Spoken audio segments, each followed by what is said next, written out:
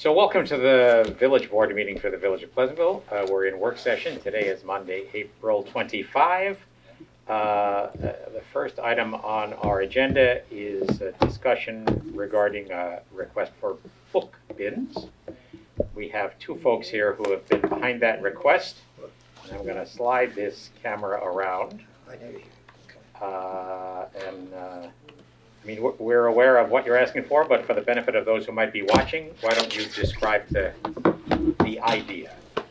John, would you like to describe the idea of the book bins? Yes. Did everyone get my 2 letters? We did. Mm-hmm. They have, yes. Yes. We have them, yes. So you know what I'm after. I'll read this to you. I don't know if you have to read the whole thing. I mean, we know what the story is, but people who may be watching perhaps Just in don't. case somebody watching, just to clue them in about what the board is talking about. Right. My suggestion, install book bins at Pleasantville Recycle Centre. Number 1, book bin use. To freely discard books into the book bins by residents. B, to freely retrieve selected books from the book bins by residents. In other words, it's a take it or leave it at no cost. Book bin use by other recycling centres. Chappaqua Recycling Centre uses 4 large plastic bulk containers. I have a photograph here.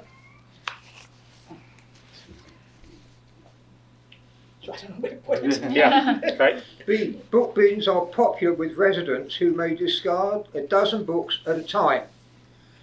C, Greenwich Recycling Centre stores its discarded books in bookshelves. It is possible numerous recycling centres have book bins. 3, need and advantage of book bins. Recycling centres separate waste and recycle trash. Books are not waste or trash. Books could be and should be reused and passed on to others. Many discarded books are useful for educational purposes. Reading a discarded book may save purchase of a new book. Reusing books saves paper and thus trees. Think about global warming, and converts carbon dioxide into oxygen. Recommended type of book bins. Use Pleasantville recycling or green plastic bins.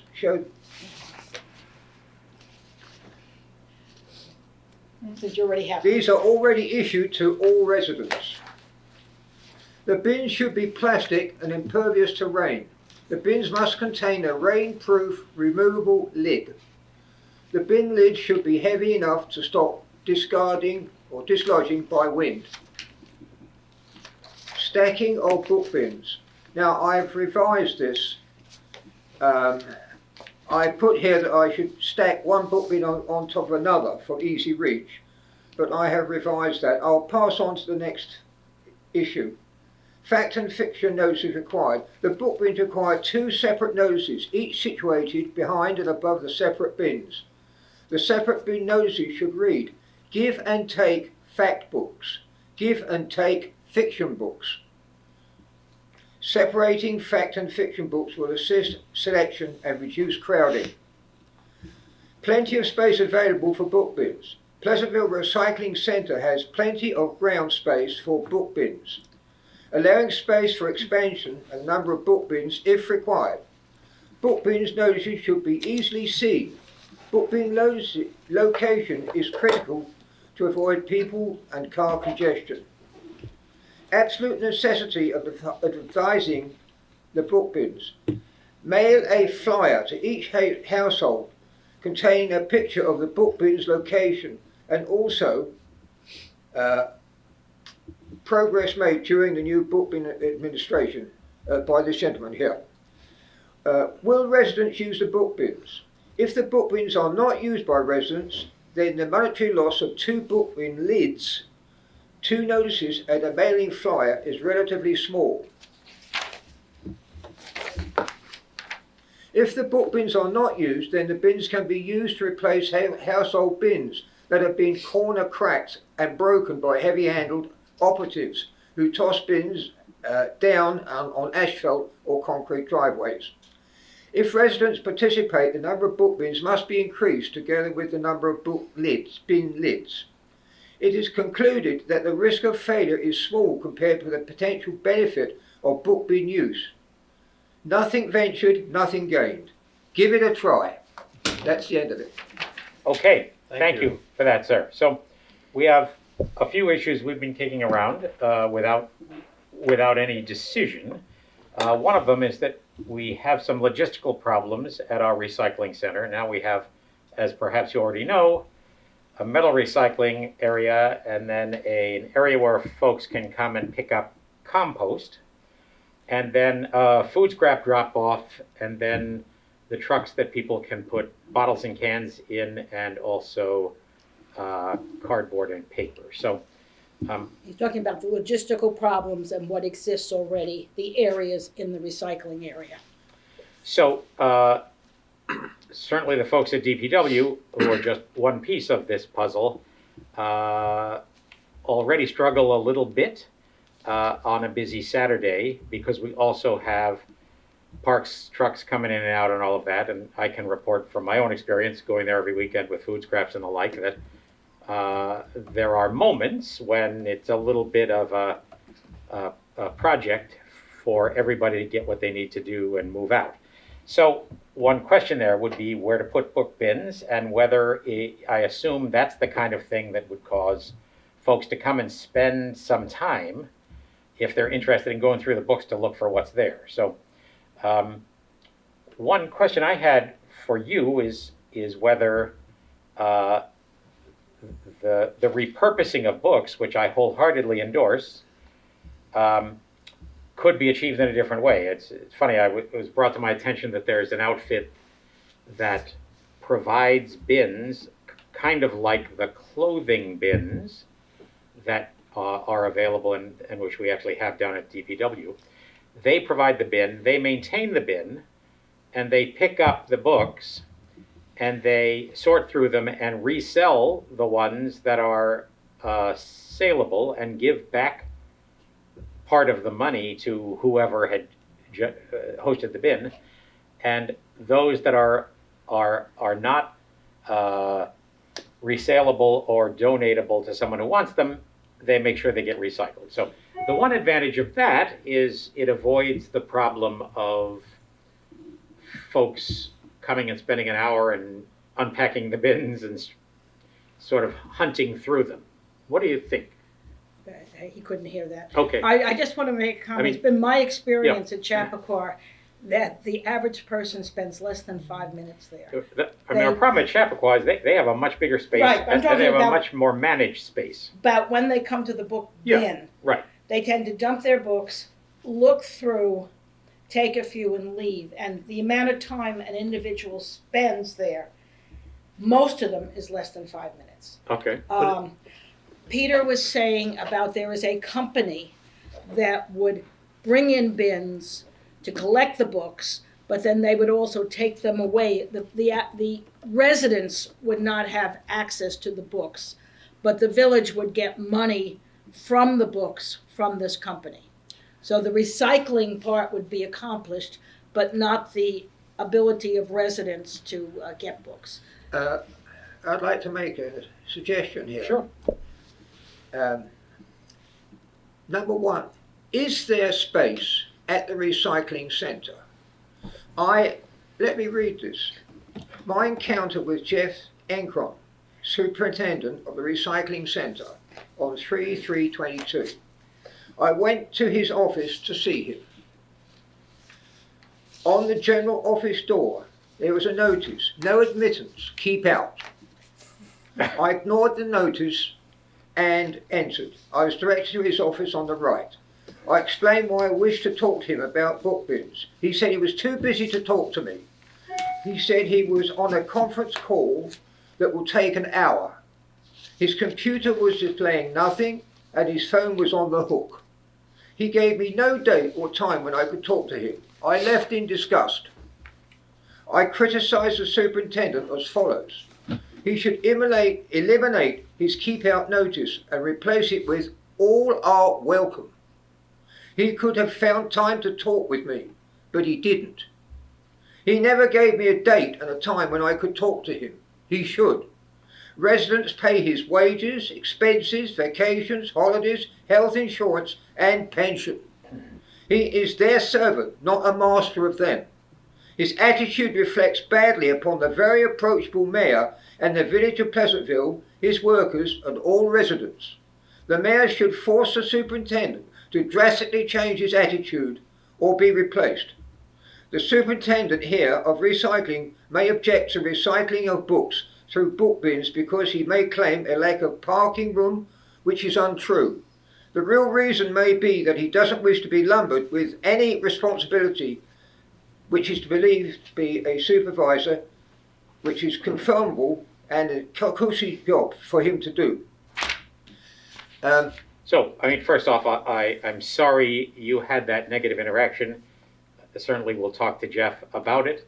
The decision is not solely his. He obviously manages that yard and his opinion is important in the conversation, but the DPW department reports to the board and to Eric Morrissey, the administrator, and if we decide we can do it, we can do it.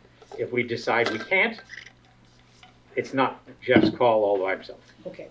Can I ask The a question board as well? decides, not Oh, Jeff. sorry. Let her. Go. It says the board Okay. decides, not Yeah. Jeff. They hear his opinion, but Yes, okay, and that's my Nicole opinion. wants to say. So I'm in favor of this idea in theory, but I have some questions in terms of thinking it through. And one question I have is about the library. I know that they have suspended their sale for the time being. I've been in touch with John Fearon, and there's some indication that they would restart it. I feel like in the past that has kind of served a similar function to what you're talking about. So I was wondering if you had thought about that and if you've had any conversations with the library. Nicole said in the past, the libraries had book sales, and that has kind of covered some of this.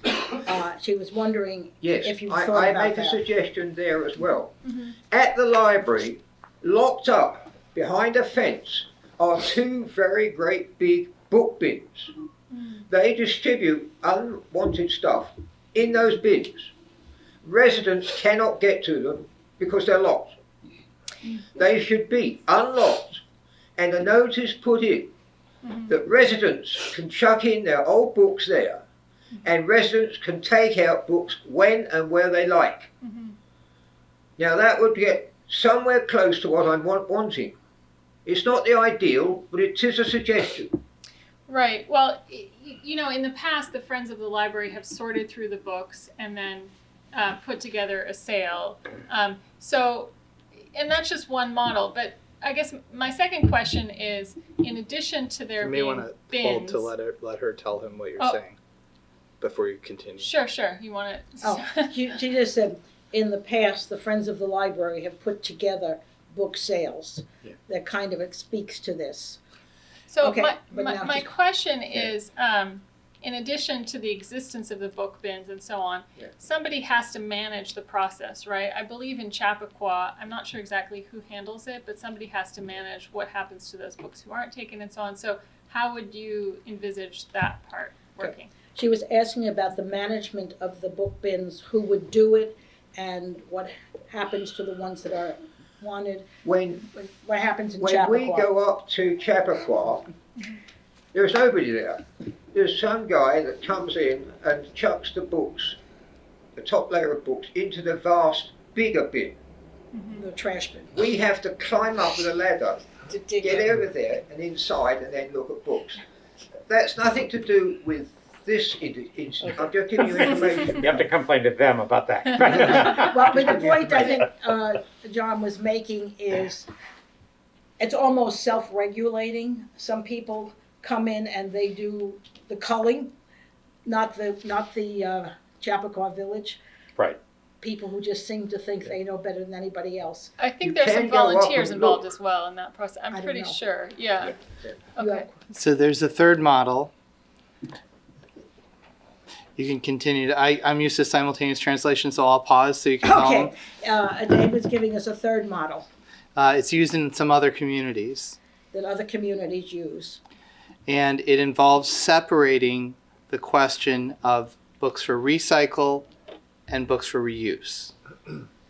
and separating the question of books for recycle and reuse. In this case, we put small book storage units called little free libraries around the community where people can put books in and other people can take them out. The little free library scenario where they're around the community that people can, open the door, put books in or take out, like we had seen on the, We will periodically clean those out, and we could have a bin then that's maintained by this third party that would be for books that end up needing to be recycled or sold that the community does not want.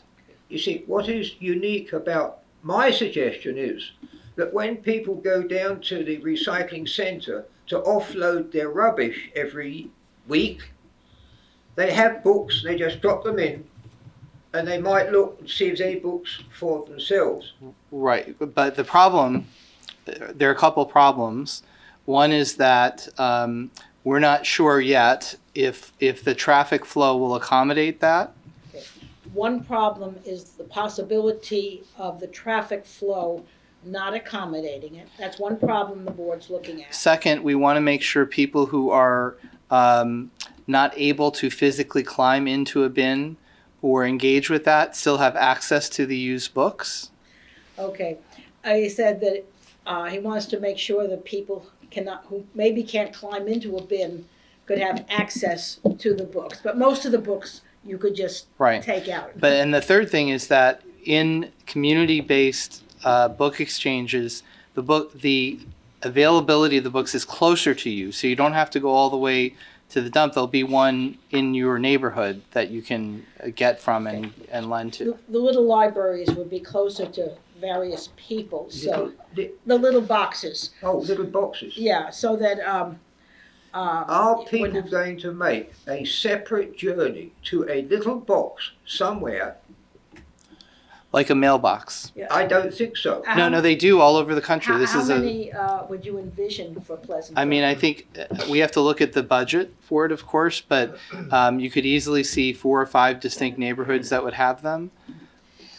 He was saying that the possibility would be 4 or 5 of these little libraries within the village. Yeah. May I turn back to the suggestion that was propagated? That an outside company comes in and buys the books and then pays for them to the village.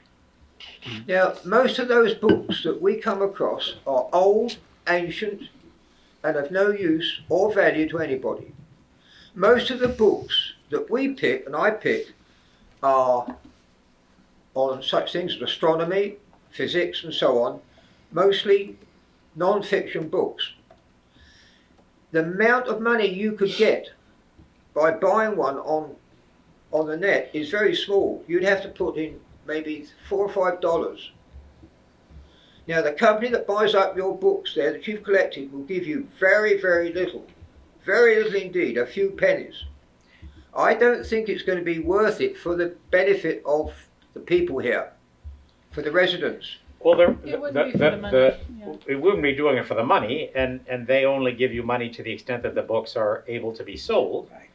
But what it does do is provides a mechanism for these books to get recirculated if they have value, or properly recycled if they don't, and it doesn't cost us anything. Okay. That system would not cost the village anything. It would handle the problem of the books getting recycled And reused. and Yeah. those that are good reused. And the benefit would be if there was some money, the village would get some, but that would not be the primary cause. It mostly So be the you're recycling. suggesting that there is a cost attached to the book bins? To your idea, Your idea of the book bins. You're saying there's a cost attached to your idea of the book bins. Is that what you you're just asking? said? Yes. well, so, I mean, it's not the cost of the actual bins, that's not a big deal, but there's some management attached to it, and the books that aren't taken need then to get sent off somewhere, right? We have to package them up, ship them out, get a truck, whatever, right? I mean, we can ask, obviously, and maybe Eric knows this, how Chappaqua deals with books that haven't been taken by someone else, right? Otherwise, I assume the pile just grows. They have a big dumpster. Now, what happens to the dumpster, I do not know. Right. At Chappaqua, they have a library where there are book sales, Yes, as here. yes, Was. But they had the added advantage of these book bins. yes. So, I mean, Pleasantville tries to punch above its weight class, but Chappaqua is almost 3 times bigger than we are. And they have some resources we don't have, so we just try to find a way to navigate that. Chappaqua is bigger and has more resources than Pleasantville, but we do our best to try to do what we can. Yeah, And we do pretty well, I think. I'll put what we do up against them any day, except their recycling center is, enviable.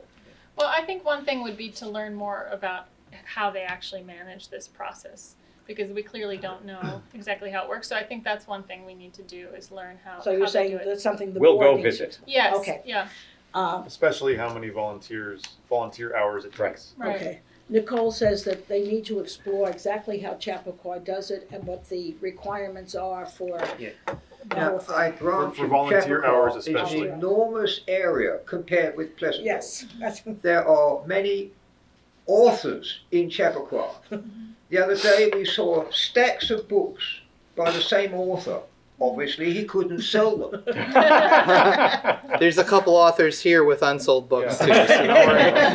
he said there's a couple of authors in Pleasantville also. Oh, on the board. Now, On the when- Yeah. even Trouble is, if, trouble is they write for a niche market. even if the book bins are installed here, there might be no use for them. People might not want to read, want to have books, and so on. There may be a difference in the structure of people here compared with Chappaqua. I don't know. All Well, right, I think Go ahead. one question also is. Michael had a. Oh, sorry. You, go ahead. I have a comment and a question about. So going back to the little free library model, the little boxes. Oh, Mike. I just quickly looked. There are over 75,000 in the United States. So this is not a new model. The right? little free library, individual boxes, Michael said there's over 75,000 of them in the United States. They're Yes, used. Okay. there are 2 in Briarcliff. There are some in Thornwood on their map. So my point is it's a model that people understand and it's visible to them and they know how it works. So that's my comment, and then I have a question, if you want. I've seen these little boxes on the net. They stand on they sit on a stand. There's one in Chappaqua. And Yeah. you have to open them up and take a book out or put a book in. Yes. That costs what? They cost about $20 each. More than that. No, More it's than it's that. about a few hundred. Yeah. About 200 each, John. Yeah. They're expensive. Are they? Okay, Fine. what the question? Are you going to do that? Are you I going to don't know. spend They're all going to that talk. money? They're going to talk. Well, We might. one question is whether it's easier to spend the money or to find the volunteers, Okay, because that's a very significant challenge to get new volunteers who are Yeah. consistent. okay. It's time and money, you know. They have to find out the volunteer situation in Chappaqua and see if there would be volunteers here that would consistently be able to monitor this. As far as I know, there's just one person like myself Yeah. who goes, looks at the books, chucks all the books he thinks into the big dumper. And that's where we have to climb in. Okay. And mostly those are where the books that we So- want. I want We the would like to video. I wanna avoid a see the situation video. where Yes. people are So- climbing in dumpsters. So this leads to my question, which is, with this center so close by, 2 miles away, what would be the argument for having another one? If it's so easy to get to the one that's 2 miles away, Okay. and it's very well managed. Michael said that if there's such a center 2 miles away that is well managed and all, what would be the incentive of Pleasantville doing the same when people can easily go to Chappaqua? No. Only people can go to Chappaqua who take books. People cannot load books from here into Chappaqua. It's only for residents, right? Residents to add to, anybody can take. Understood. Okay. All right, well, can I say, first off, thank you. You've been admirably detailed about this, and I appreciate it. And our next mission is to go to Chappaqua and have a chat with them, which we will do. Okay. Peter said thank you for bringing this to their attention, and they're going to go to Chappaqua explore what Chappaqua does, so they'll have more information to Okay. go forward. Thank Thank you. you very much. Much Thank you so appreciated. much. Thank you. Off topic, I just want to say, I know the village last week was sad because of the garbage truck broken, but let me tell you, the residents were over the moon. It was a whole community thing where people looking at that metal thing and thinking how they could repurpose it. Moving the stuff to the garbage truck for community building has not been a plus for Pleasantville. Thank you very All right, much. thank you. you. All righty, so more to come on that. We'll just have to explore what goes on in Chappaqua Yeah. and these several different models that come into play. Yeah. So, And I will do, I have it on my list to do some more research for us on Little Free On Libraries. the But free Great. library. I think it could be in combination with the paid model that we don't have to touch. It could create, because what he's saying is really valid. I think the idea of like people recycling books within the community is good, but that may not be the way that gets the most books into the most people's hands. It might be a good idea to reach out to the library too, and also to the recycling. Yeah, we're talking to the library Pleasantville about this. Recycles. Yeah. all right, so the next item on our agenda, I just wanted to update you on the analysis of the R2A district and the request that Bernie Gordon made at our last meeting that we enact a moratorium, and the further commentary that's gone on about Clark Street. I've spent quite a bit of time with folks there too. So I just want to give everybody an update, and I'm going to repeat this during the regular session. And I think Bernie and Dan Meritz and a few others are perhaps attendees via Zoom. So at any rate, we've had a couple of conversations with Village Council Keenan Bean, particularly Jennifer Gray, our real estate lawyer, and she's digging into some of the issues here, but one of the preliminary points she made is that New York State does not, to her knowledge, allow conditional zoning. In other words, you can't have zoning that says a property is X, but if it is subdivided, some piece of it becomes Y, zoning being predicated upon a map.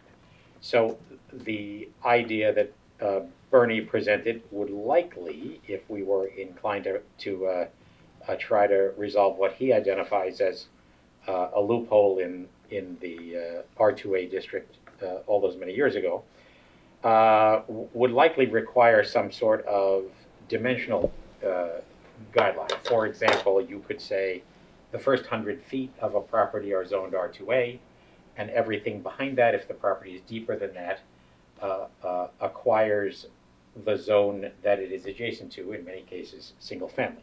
So the Jennifer, obviously not opining on whether we should or should not do that, points out that that would involve a very significant rezoning that would produce quite a few properties that are that become pre-existing non-conforming.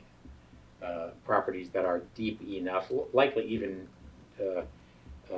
not likely to be subdivided, but nonetheless you'd have that circumstance. And if that applied to the entire R2A district, which goes all the way out Bedford Road to the Old Village and hangs a left and goes out a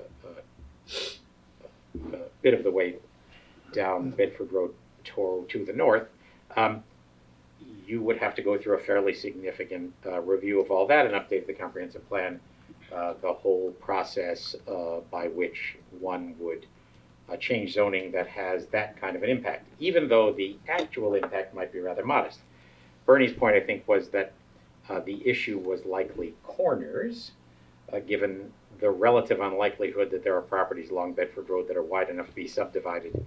And if they were, they would still touch Bedford Road because flag lots are not permitted. So that might be a means by which one could narrow it. But at any rate, we also had a conversation with BFJ Planning, and Susan Favate is going to give us a proposal this week for a preliminary analysis of what the issues are here. So long story short, I think several things are clear. One is lots of folks are concerned about what might happen with the Girl Scout building. We've had some anecdotal reports that it is in contract, but we don't know with any clarity what the contracted buyer has in mind, and that may become clearer soon no matter what. There certainly have been folks who are concerned that the subdivision process does not require, as it can't, anyone to commit to a specific use for the property if they can subdivide a zoning compliant lot. So more to come, but I just want to report to you guys what's going on, and then I'll report the same to the community that we've got legal counsel and our planning counsel looking at this, and we should have more feedback from both of them by the end of the week. Want to add anything to that, Eric? Have I accurately described our goings-on? I believe so. Yeah, that was a good summary. When you described in contract, there was a rumor or that it was in contract before and fell out of that? Is this the same, or is there a new... I had not heard that rumor, and of course, rumors are nothing more than that. Totally, that's what, yeah. Okay, We do have reason to believe that the property is in contract, okay. but I don't have that with certainty. Yeah. And obviously, it would be up to that buyer to identify themselves and to engage us on that effort. So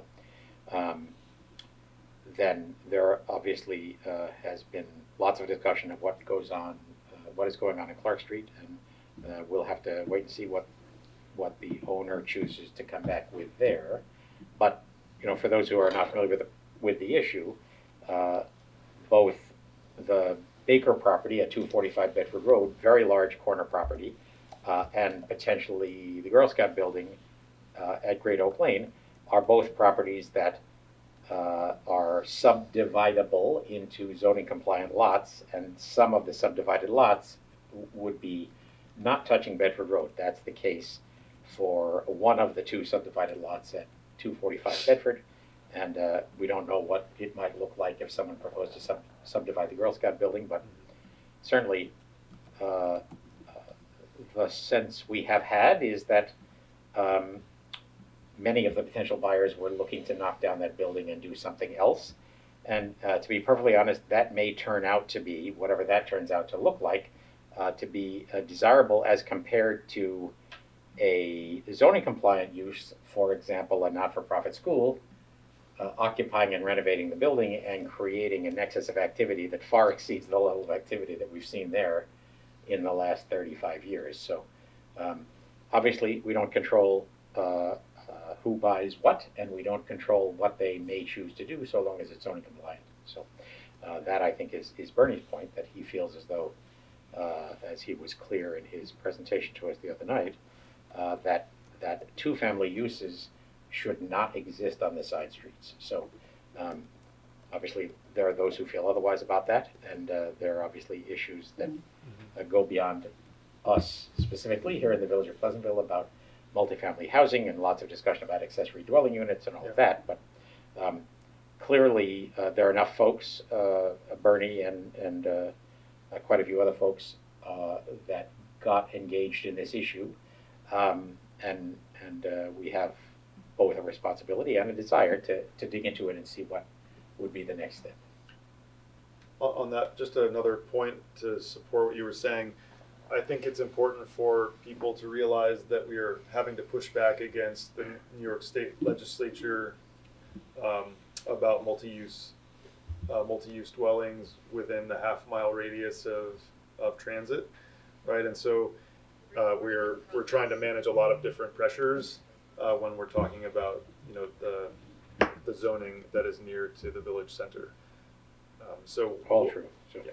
So whatever we may end up doing about zoning and side streets, we also have to be very cognizant of the fact that there's this very strong external pressure that could envelop and eliminate a lot of what we want to do anyway. Yeah. Sure. Near town. So I'm going to repeat what I just said essentially in the regular meeting so that it's part of that record, but I know Bernie is here as an attendee. If anyone who's among our attendee group wants to add a comment now, you should just click the raise hand in the Zoom application, and we'd be happy to promote you to panelists to offer a comment. Or if alternatively you prefer to have a comment. Bernie's raised his hand. Can you promote him, Alyssa? Yeah, I could do that. Yep. Or I guess I can I? Yeah, or you could do a Talking permitted. All right, Bernie, can you hear us? Yes, can you hear me? We can, yes. Good evening, thank you very much. One of the things, in listening to you speak, I understand a lot of the issues that raised, but the question is not the resolution of the issue right now. The question is to provide for a moratorium so that you can investigate the issue. If you're, I get the impression from your discussion that you're talking about a solution.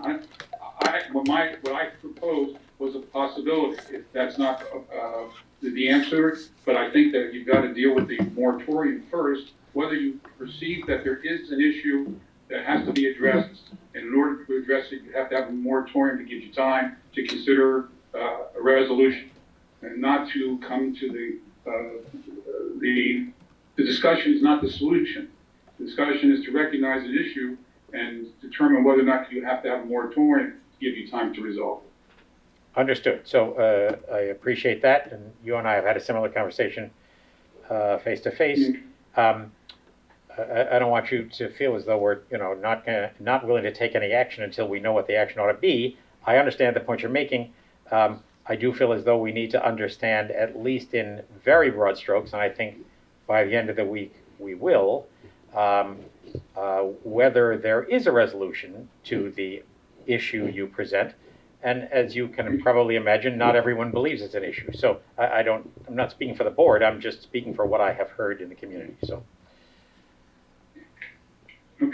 Okay. All right, thank you.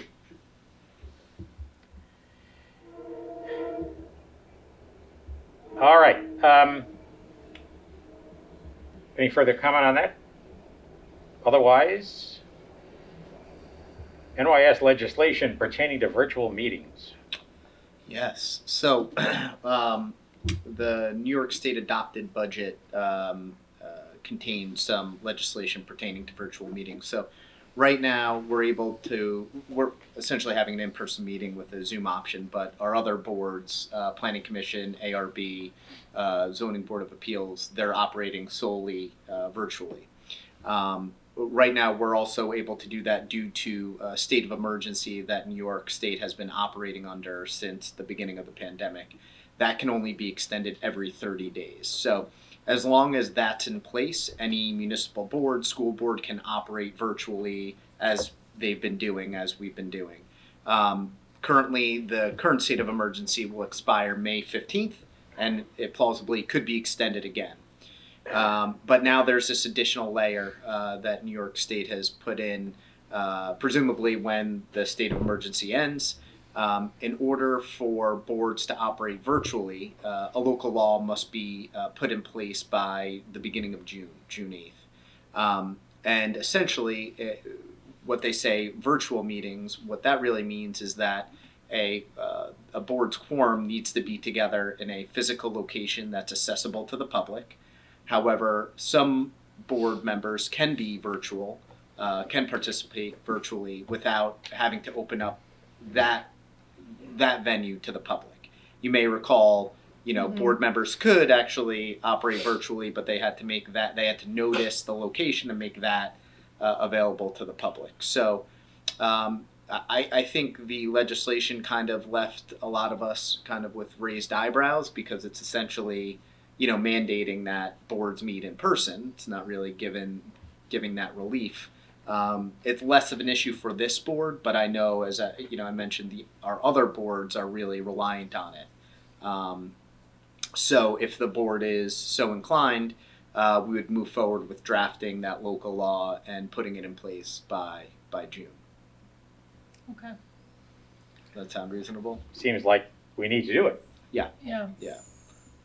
So we'll move on that. And again, if we still are seeing these state of emergencies extended, it's kind of a moot point. But I think we're all of a mind. Eventually, it needs to end, and having that virtual capacity is helpful for a lot of our boards. So. Okay. All right. All right. Sounds good. Paul has his staff there, I see. Glad to see that. All right. Okay, My assistant here agrees with the Zoom, she said. all right, good. This is how she would like for me to do all meetings from now on. I agree. I bet. All right.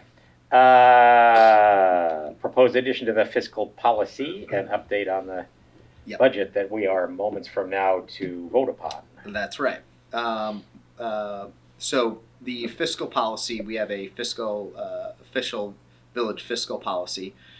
Right now, it allows us to create reserve funds for specific items. One of the items is specifically for capital equipment. What we're proposing to add to the fiscal policy is that we're able to reserve money for capital projects, work on our facilities, on our roadways, and so as you see, as part of the backup, we highlighted that one simple item. It's pretty vague, and the caveat there is there's actually a reserve account created. The village several years ago created a reserve account. The description of which is very vague, includes capital projects along with capital equipment that has been funded. So we wanted to align the fiscal policy with our fiscal reserve accounts, and eventually we're going to move a significant amount of money into that capital reserve because we do have a healthy general fund balance at this point. With the idea, as was envisioned way back when, but didn't include as broad a scope as probably it should have, that we can reduce our long-term indebtedness when we have cash to spend on stuff, and we have a place to keep money to collect it in order to have money to replace the roof when we need to. That's right. That's absolutely right. That's a metaphor, not a reality. Yeah. Please let it be a metaphor. Right. All right, so that sounds fine to all. We have a resolution to that effect. That's right. And then just an update on our current, so we're currently in fiscal year end 2022 budget. You'll see, as we are reaching the end of the fiscal year, we are moving a lot of money to cover over budget lines. This is a very challenging year because we're seeing dramatic spikes in our electrical bills, gas prices, so you'll see money moving to those over budget items. So just wanted to keep everybody in the loop on that. Yeah. And then also Noreen sent a detailed email describing the money we're moving to cover the retro pay for the PBA contract. So as you'll remember, we were out with the PBA, out of contract, that is, for 2 years. This fiscal year would have made the third. However, we settled that contract in the midst of our current fiscal year. So there's no great way to budget for retro pay. You can't just sock money aside. So it had always been the intent to allocate fund balance. But what we did is we paid the retro out of our operating lines, let those drain down with the intention at the end of the fiscal year as we reached it to move money into the budget. So that's essentially what Noreen was describing in her email. And you'll also see that there are other budget lines that at this point, we don't have any other bills coming in. So we're asking to move that money as well before dipping into fund balance. But where we stand today, we're looking at about 100,000. Yeah, to cover that. That's because, as Eric mentioned, contingency we keep going back to. Yeah, and this is why we have a little bit more contingency. in. Yeah. So, but just to finish the year and once again be ahead of our bills, especially with regards to payroll. Makes sense, and thank you for your detailed email there. Mm-hmm. Yeah, thank you. Exciting weekend reading. All right. Any further questions on that? All right, so we've got 10 minutes or so before we start. Can we clarify what our plans are for Memorial Day? Are we gonna have the usual parade? And is Mike reaching out to those groups? Yes, he's already started reaching out. The intent is to have the regular event. So he's reached out to the school, reached out to the band. So planning is underway at this point. Okay, because I had a conversation with Tina Dessau, and I'm going to send her an email we often inquire about the some high school vocalists coming, and I Yeah. usually make that request, which I will go ahead and do. Yes, please do. Okay, so Oh, and Mr. Mayor, did we want to talk about the stamped concrete? oh yeah, so we need. I don't know if you've seen the progress going on right behind us here, with the now narrower median from the gazebo to Bedford Road, and that's going to get infilled with stamped concrete. I was of the view that probably a dark gray is the best bet. It comes in various colors. One might think of a brick red, but it's not going to match the brick red of the brick going up at 70 Memorial. There are a bunch of sort of tans and light grays that sort of get dirty looking pretty fast. Anybody else have a contrary view on that? You're talking about just the narrow strip of the median? Between the infill of the new curb, which is what, about this wide? Yeah, about 5 feet. Yep. I would have to see it in person, but I trust your judgment. I mean, there's no perfect answer, but it's a similar kind of product to what we have on Jackson Alley, although that's aging at this point. Yeah. But that's kind of a brick red. I'd be somewhat disinclined to do that because we have this large amount of real brick right across the way. Right. It might look weird. Yeah. I think it sounds good.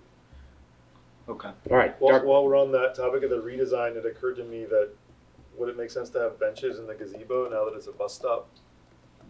Or all bench? So I think it would. Or when it will Tony be a bus Burton stop. of the Masonic Lodge reached out to me quite a while ago and expressed some interest that the Masons might be interested in donating some money to make that possible. Oh, very nice. That's a good idea. It just, I walked past it, today, and it seemed obvious once there's a... Yeah, it's going to Kind of be redesign also there. the bus stop there, so it'd be a place. Right. I will say that the contrary view of that is that it at various points it's been a little bit of a point of congregation, which is desirable until it isn't. But I think benches Well, are they a good can be idea. similar to train station benches that Yeah. have, dividers. Chief, you're okay with benches in the gazebo?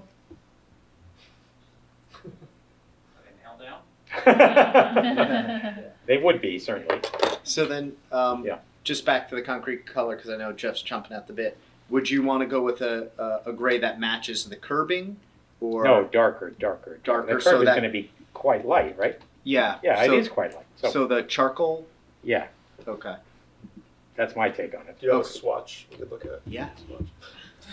Well, I have a electronic swatch. You have a lot of them. Yeah. Yeah, I trust you. That's too Okay. many. That's too All right. many. So we'll go charcoal. It is, Mr. Mayor. I feel confident that charcoal it is, but let me Okay. come look again. I feel Okay. like this is your job, Peter. So Yeah. My job is stamped concrete. And then, Well, Is there um, any you know what I signage mean. we need, Peter? I've been advised by Yeah. design professionals Commercial that I have signage. no sense for color, so I keep my mouth shut. So then, the next, not layer, but the next step will be to settle on the layout for in front of 70 Memorial. Charcoal, yes, Charcoal? Make it charcoal. Okay. Make it so. With the parking space, we talked about doing angled parking on that side with Yeah. some bump outs. So Yeah. we have an iteration of that design. including planting spots. Correct. Yeah. Yeah, or bump outs for planters or We had trees. that meeting eons Yes, ago. correct. Yeah. Yeah, I looked it up. I think it was like 2019, Yeah. funny. which is actually When was that? terrifying. I don't even remember. Yeah, We met Pre-COVID. in the architect's office. Remember? yeah. Yes. On Washington Avenue. So we'll have to, because they're actually getting ready to start contemplating that next step. That's great. As well. So obviously, So we'll have a discussion about that at some point. yeah, or- we'll have a work session on it. Okay. That is our purview. I mean, the developer is responsible for reconstructing the sidewalk. But what we decide and the parking layout is in the purview of the Village Board of Trustees.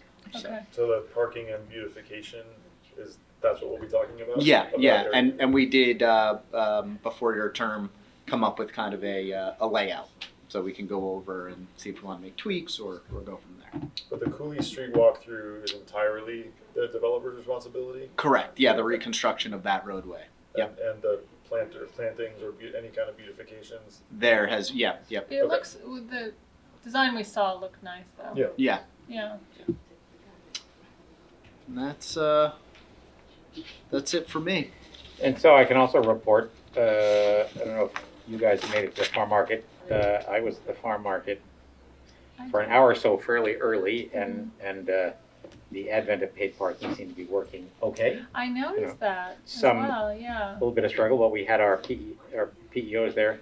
Jalen was assisting people at the Muni meter, and Sarah was putting out notices instead of tickets, but it seemed to go okay. Mm-hmm. Little oppositional stuff, but not too much. So Well, the new parking in the old village is not being honored at all, so we can. The new spaces. Yeah, it's all right. It's all right. We'll figure it out. Yeah. We'll give it some time. Give it some time. we're gonna get you a reflective yellow vest. I might be a volunteer PEO up there. I'm basically, going past it 3 times a day anyway. Yeah. I've been doing that route more often recently, which has given me an appreciation for the traffic that you guys get up there. Yes. That one, the cars turning left on Bedford, Mm-hmm. there's a veritable rush hour. It's Something about a I really 2-hour like rush hour. Yeah, Yeah, it's a lot. yeah. But sometimes I wonder how much of that is people who aren't taking the sawmill. Well, that certainly enters into it, and of course, the dynamics have changed with so many people at home. Yeah. As opposed to heading off to some workplace, and that's swinging back, but I don't think it's ever going to swing back fully. So We'll see. I mean, the timing of the sawmill reconstruction has been difficult for that's everything else that's going on in the that's village. for sure. Is the beautification committee? Sorry, I'm looking at you. Are you on that one? I used to be. I think Paul is now. Oh, okay. But I was wondering about they that. never really wanted to actually. I mean, we didn't meet in person really. I see. Okay. They're fairly independent. So I was wondering about as things in Memorial Plaza are getting redone and redesigned and replanted. It seems like a prime time for. Like the flower some baskets sprucing on up. Oh, the she's gazebo. on that it. kind Believe of me, She's- she's on it. Kathy Dinkle is. Although is, I have noticed that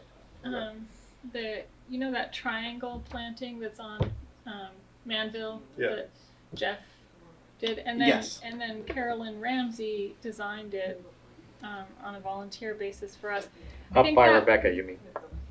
Yeah. Yes. Yep. So that was done separate from the beautification committee, and therefore it seems like nobody takes responsibility for the spring cleanup. So I actually talked to a friend of mine today who said she went in and did a bunch of the spring cleanup in Aw. there. Sometimes that's All right, But- she's hired. It takes a village. It does, yeah.